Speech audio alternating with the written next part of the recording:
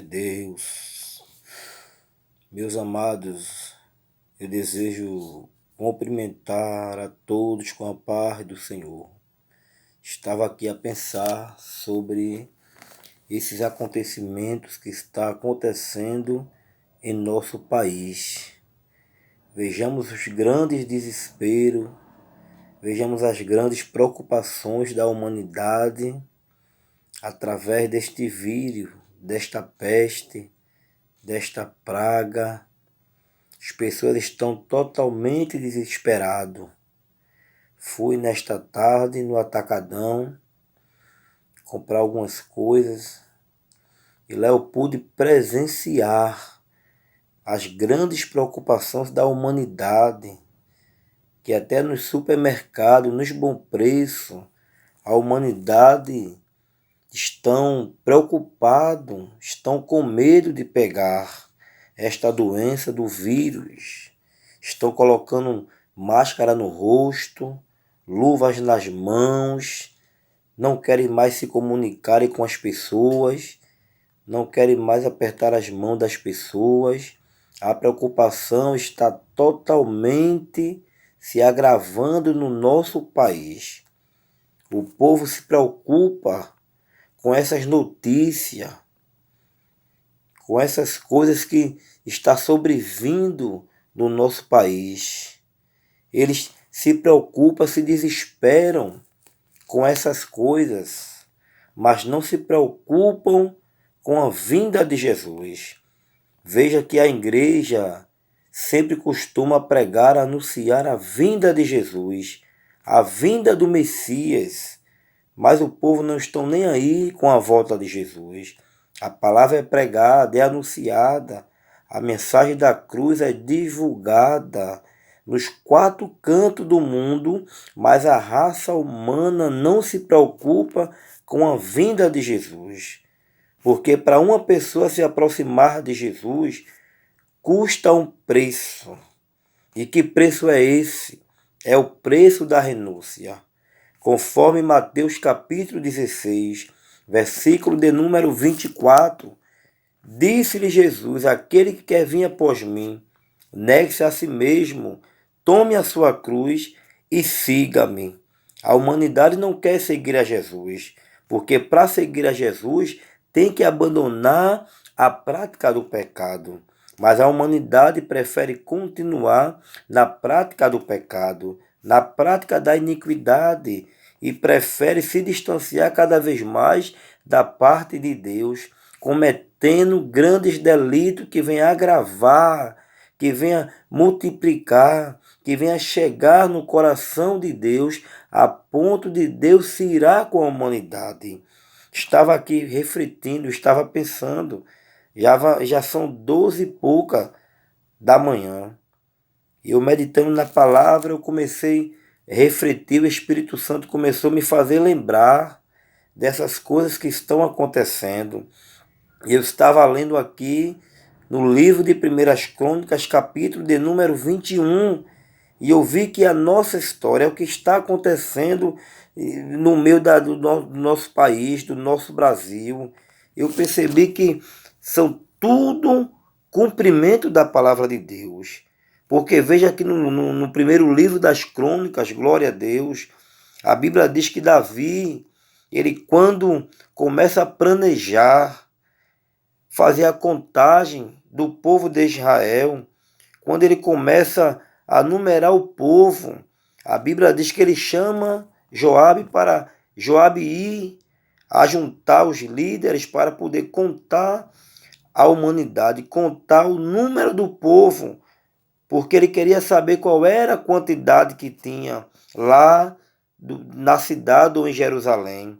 E a Bíblia diz que Joabe ele não se agradou das palavras de Davi. E veja o que é que Joabe ele diz a Davi. E disse Davi a Joabe e aos maiorais do povo: ide, contai a Israel desde Beceba até Dan, e trazer-me a conta para que saiba o número deles. Aí no versículo 3, e então disse Joabe: o Senhor acrescente ao seu povo 100 vezes tanto como é. Porventura, ó Rei, meu Senhor, não são todos servos de meu Senhor? Porque procura isso, o meu Senhor? Porque seria isso causa de delito para com Israel. Mas Davi já tinha planejado no seu coração, ele já tinha maquinado, ele já queria de toda forma saber o número do povo, que ele queria saber quanto é que tinha ali durante aquela contagem. E a Bíblia diz que Joabe ainda tentou aconselhar Davi, tentou dar umas palavras a Davi para que Davi pudesse se livrar do delito, se livrar do pecado, porque aquilo ali era uma grande abominação, tanto para o povo de Israel, como também para o Senhor. Aí veja que no versículo 4, porém, a palavra do rei prevaleceu contra Joabe. Joabe não teve como dominar, Joabe não teve como permanecer insistindo para que Davi pudesse se arrepender daquilo que ele queria fazer, daquilo que ele tinha planejado. Então a palavra do rei prevaleceu contra a palavra de Joabe. Aí observe que Joabe deu a Davi a soma do número do povo. E qual foi a soma do número do povo? 1.100.000 homens dos que arrastavam ou arrancavam a espada, e de Judá 470.000 homens dos que arrancavam espada, homens valentes, homens de guerra. Davi já estava se sentindo poderoso, Davi já estava se sentindo forte demais. Ele esqueceu que era Deus que fazia todas as coisas.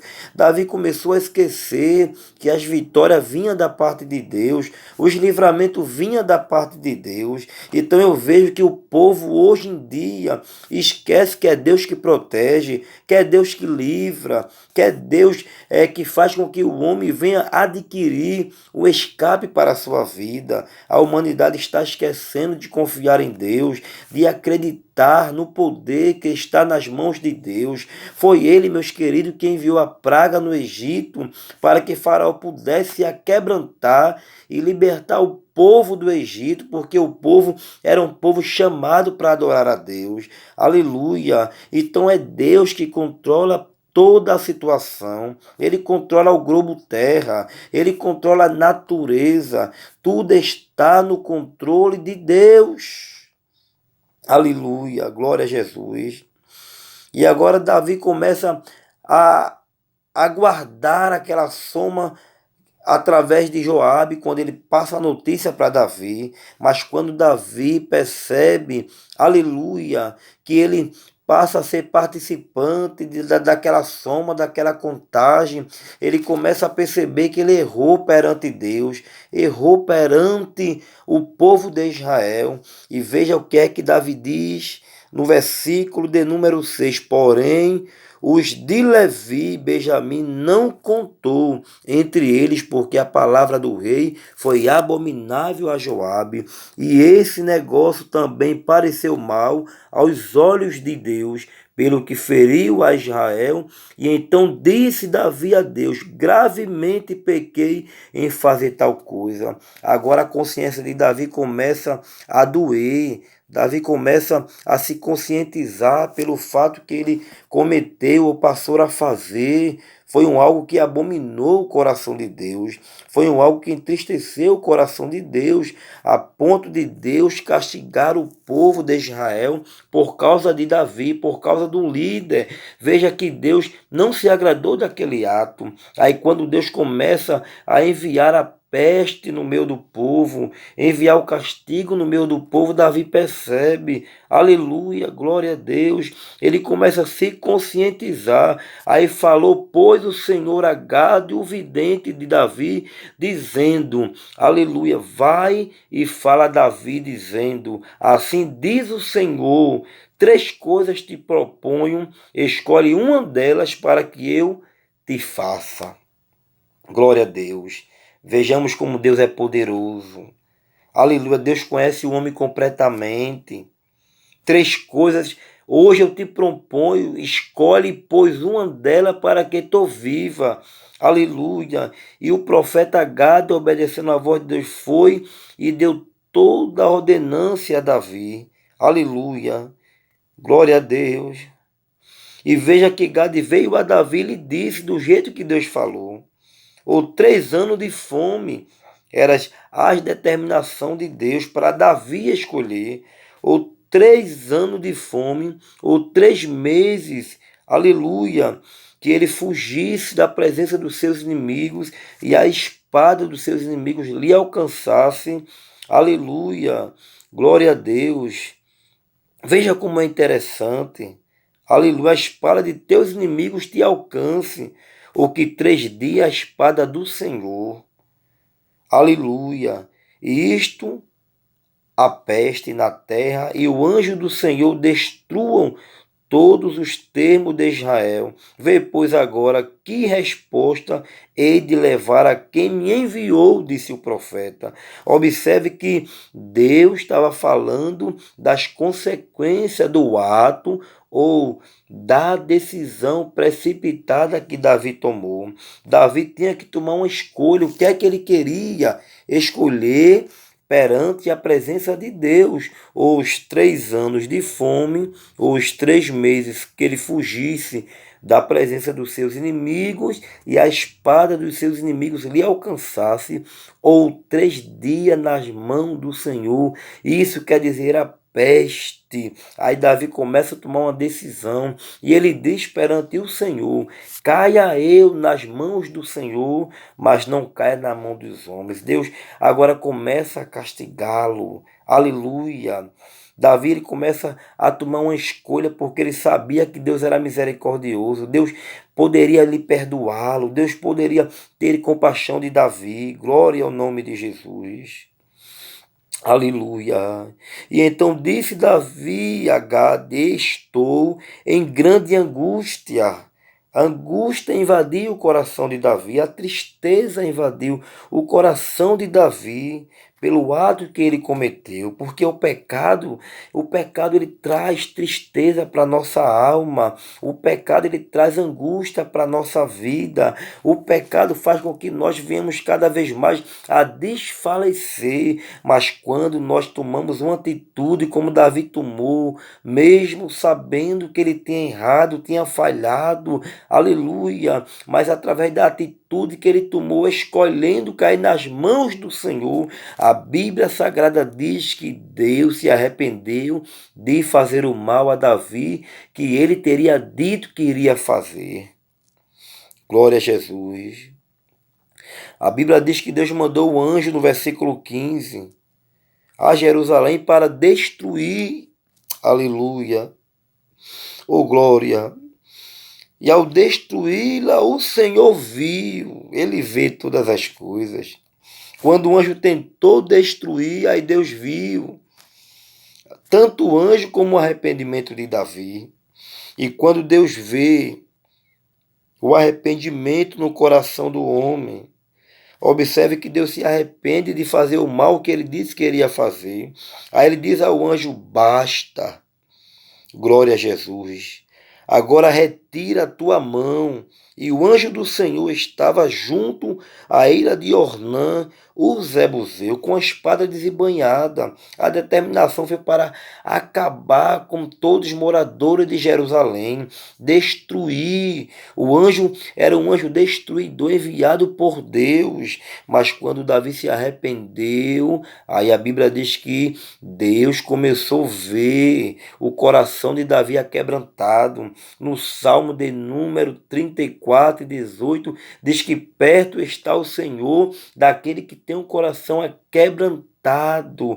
Deus não desprezará. No Salmo 51, versículo 17, diz que sacrifício agradável ao Senhor é o coração compungido e contrito. Não desprezará, ó Deus. Deus não despreza um coração arrependido. Então é tempo de se arrepender, é tempo de se aquebrantar, é tempo de buscar a Deus, porque da mesma forma que Deus fez com Davi, quando Davi se arrependeu, a determinação era acabar com toda a humanidade, mas quando Davi começou a se arrepender e buscar a Deus, levantar um altar para todo buscar a Deus com saco, com jejum, com lágrima, aí as coisas mudaram. Deus quer mudar o nosso país. Agora basta todo o país, todo o Brasil, todo brasileiro se aquebrantar, buscar a presença de Deus, se humilhar, se arrepender dos atos pecaminosos, para que todos possamos alcançar o favor e a misericórdia de Deus. Então fica para todos nós essa reflexão. Deus é amor, mas Ele é justiça. Não adianta querer fugir, se esconder e se preocupar com tal coisa, ou com peste, ou com praga, ou com os acontecimentos que estão acontecendo. Meu querido, é fim dos tempos. A Bíblia diz que nos últimos dias Deus irá mandar terremoto, maremoto, peste, fome, e tudo isso está acontecendo. É fim dos tempos, Jesus está voltando. Não devemos perder tempo. Glória, é tempo da gente buscar, é tempo da gente se humilhar, é tempo da gente viver uma vida consagrada a Ele, para que Ele possa cada vez mais acrescentar os nossos passos na face da terra e nós possamos ter uma vida abençoada e sadia na presença de Deus. Quem está distante, volte. Quem caiu, se levante. Quem está fraco, procure força na presença de Deus. Porque no Salmo 46, primeiro diz que Deus, Ele é o nosso refúgio e a nossa fortaleza. Que possamos nos refugiar na presença dEle, porque só Ele que pode nos livrar e nos guardar. Jesus está voltando, não perda tempo. Corra para os pés do Senhor enquanto há tempo. Que Deus abençoe a todos em nome de Jesus.